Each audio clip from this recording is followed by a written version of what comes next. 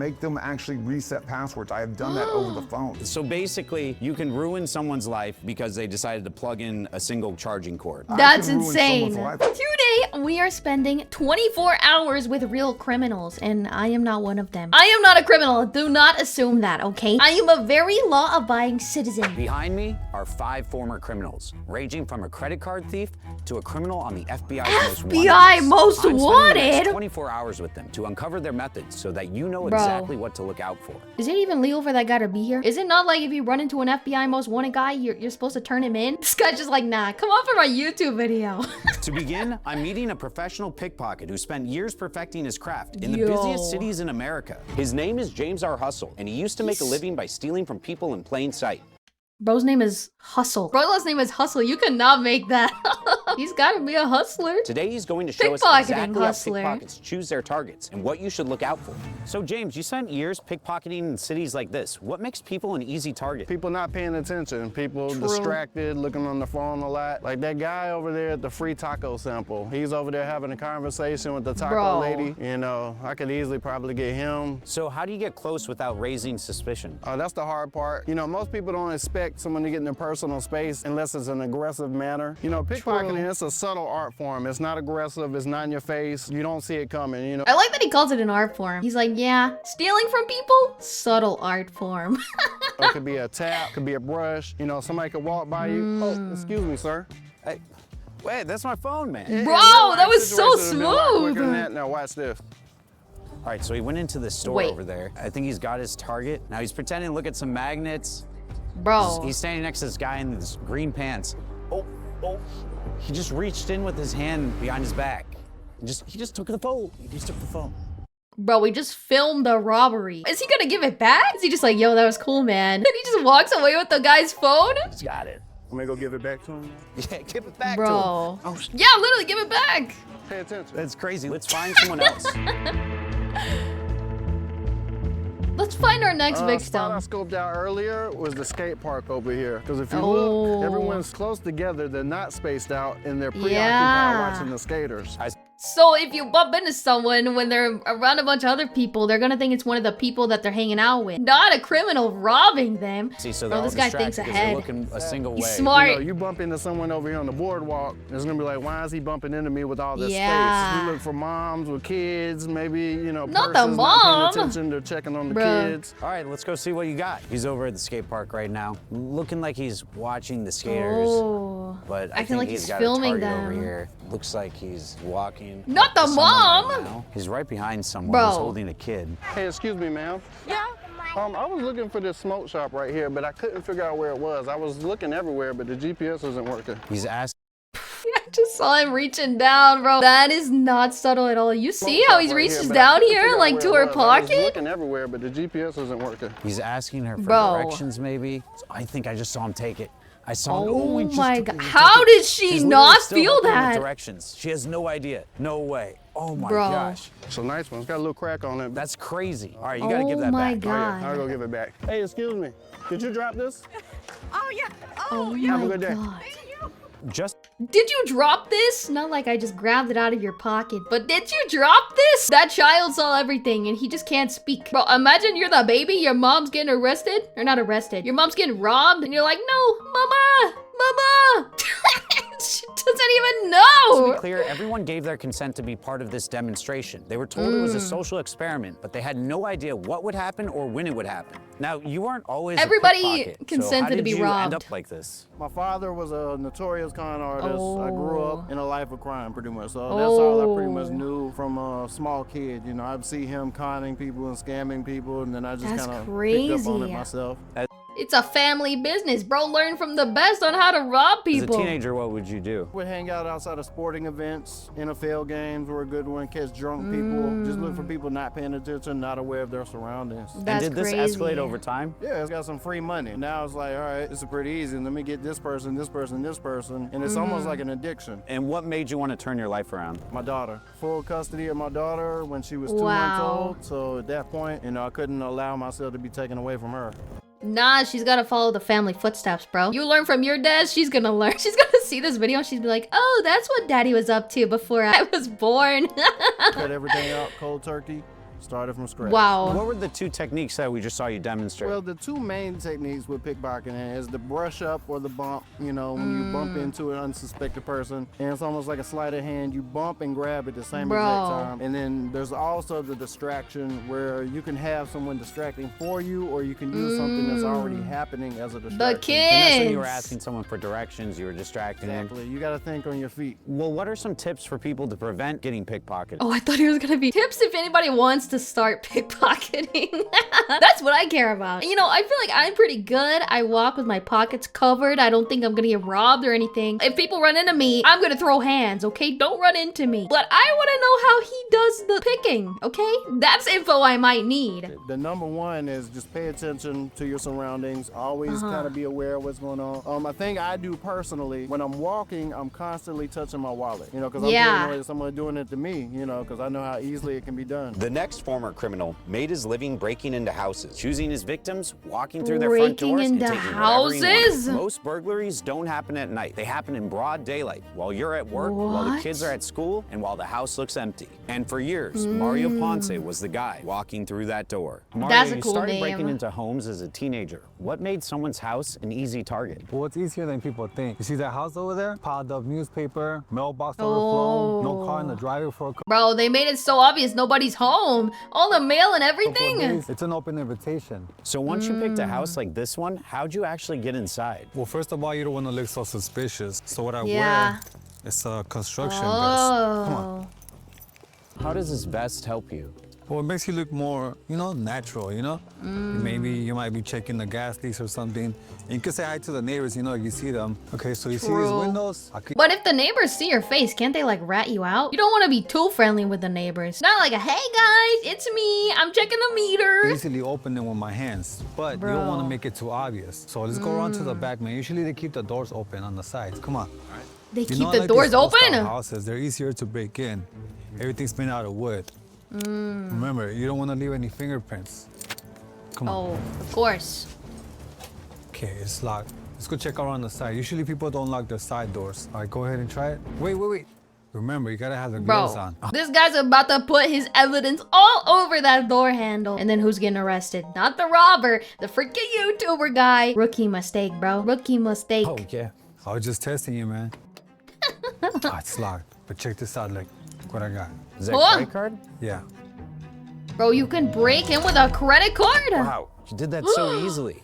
Easy money. Come on. Once inside, That's the goal is to figure insane. out where a burglar might target first. Understanding their thought process could help you protect your home. What other things do you look for to get inside? Usually houses like this have a basement. You could check that. If not, your last resort is to go through the upstairs window. And those ones are Upstairs always open. window? So where's the first place you'd head to? Wow. Kitchen. Usually they keep a spare key there. Come on. You know, usually people keep their key in a drawer here. And there it Bro. goes. Now, why are you looking for a key? You know, just in case I want to come back. Just in case I want to come back so I can like take a pic of the key and just break in again, I bro. have a lot of nice stuff here, and I definitely want to be a continuing Bro. visitor. You know, you see anything you like? No, man, I don't do the robbing. You know what I mean? They got good taste in a lot of stuff. Hey, maybe they got some cheese sticks in there. You're gonna take their drinks?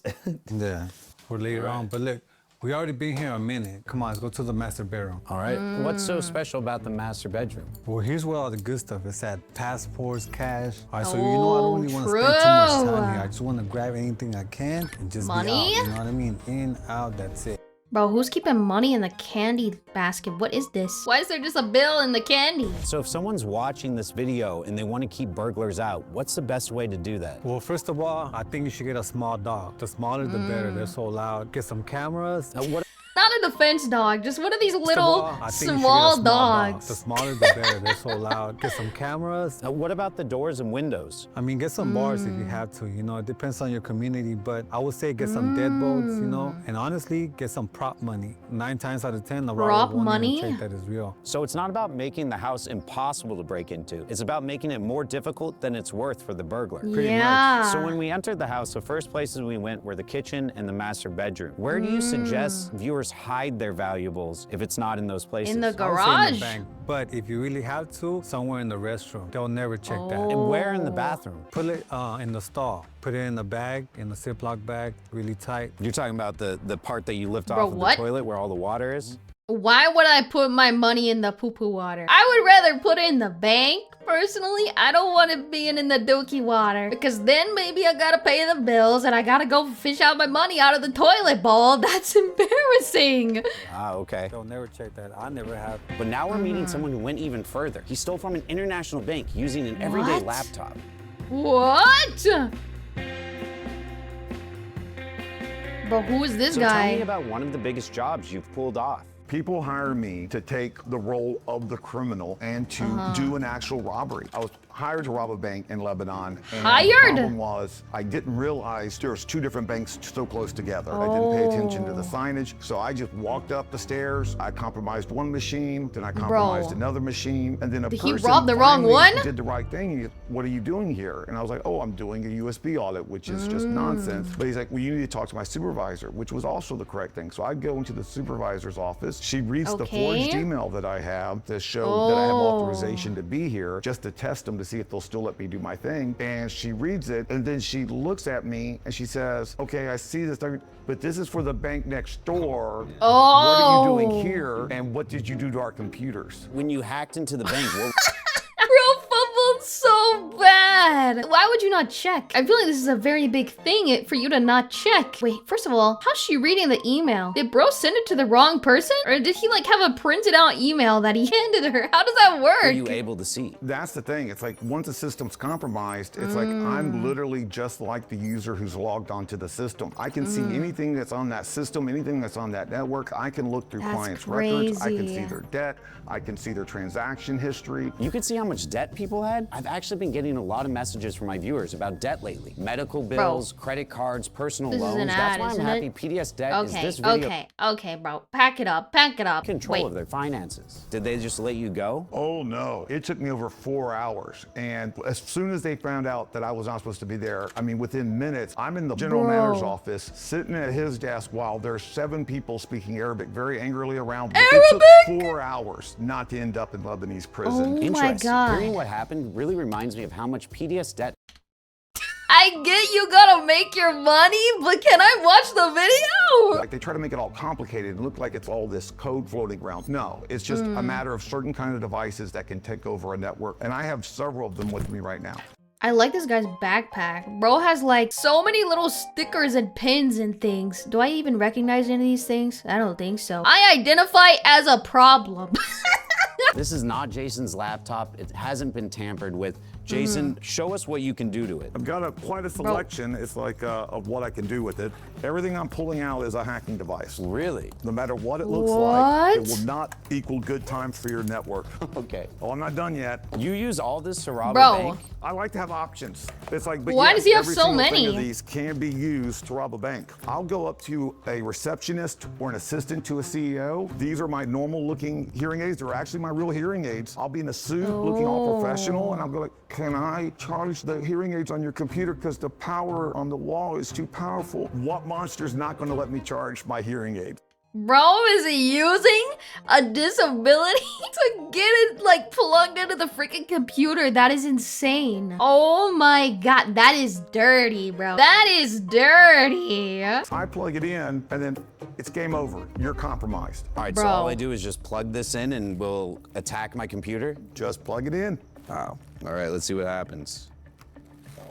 No one's touching the keyboard, nothing up our sleeve. What? Oh. It just opened something. Notepad. Oh man, it's like typing all this stuff on here. If I let you charge those hearing aids, you can take the data from my computer? I can take all the data from your computer. I can take my your identity. I God. will have all your stored passwords. I will Hey, have all don't your do searching that. history. Don't And do while that to you're me. still on the machine, I can still control it without you even realizing. I can What? find information just on your social medias to like be able to call the bank, give them the password reset questions that you probably have, change my Bro. voice, change the story, and make them actually reset passwords. I have I've done that over the phone. So basically, you can ruin someone's life because they decided to plug in a single charging cord. That's I can ruin insane. someone's life. I can destroy a company based off of these kind of attacks. So what can people do to protect themselves from this? Number one thing is don't plug into things into your computer that you're not aware of, that you didn't buy, you don't know. And another thing that you can do is like multi-factor is amazing. It's like password managers are amazing. But attackers are also now finding ways to bypass that with the human element by spamming multi-factor authentications until someone gets tired and says accept when they shouldn't. So it's all about the person being aware and just not being in a hurry and just doing it without thinking. Bro, also the other note to take from this is do not charge a disabled person's hearing aids with your computer. Because apparently that's a strategy. Slow down, think about it. Yes. All right, Jason, thank you so much for breaking this all down and bringing all this equipment. Thank you for having me. I So really love the goated. opportunity to educate people almost as much as I love robbing people. So thank you. I love educating people almost as much as I love robbing people. What a guy, bro. We've seen how criminals steal from your computer. Now we're going to see how they steal from your bank accounts. Oh. Meet Zane, a guy who Don't made do his that. living skimming credit cards and quietly swiping financial info from thousands of people without ever getting caught. Since he's managed to stay under the radar, he's asked us to blur his face to keep him anonymous. Bro, we don't even get to see his face. They've never found this guy? How did we find him then? Can like this place we're at not look at the CCTV and like be like, oh, that's the guy that was in the video. Hey, Popo, he's right here. But today he's here to show us exactly how it all goes down, and more importantly, how you can protect yourself. If you ever been to a gas station or ATM, one of these has probably been sitting on top. Okay, well, we could go inside and I'll show you how it works. I normally target low-income gas stations whose clerks aren't really aware of what's going on. What time of day do you normally do this? In the daytime, around 5 or 6, that's when most people 5 get or off work. That's when the 6. clerks are more busy. How do you get it on without the clerk noticing? All right, so I usually have my friend just come in here and distract the clerk. So I'll tell them, you know, go in there and go get a pack of batteries or something. Take it to the batteries, and then it will just clip right on, and then I'll just walk right That's out. crazy. How long does it take to put that on? Literally 1 second. And you get their PIN, you get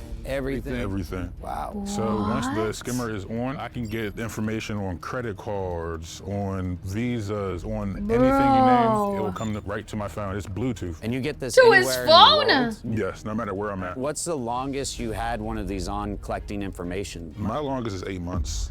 What's 8 the months? biggest thing you ever bought with stolen cards? The craziest thing probably was Disney.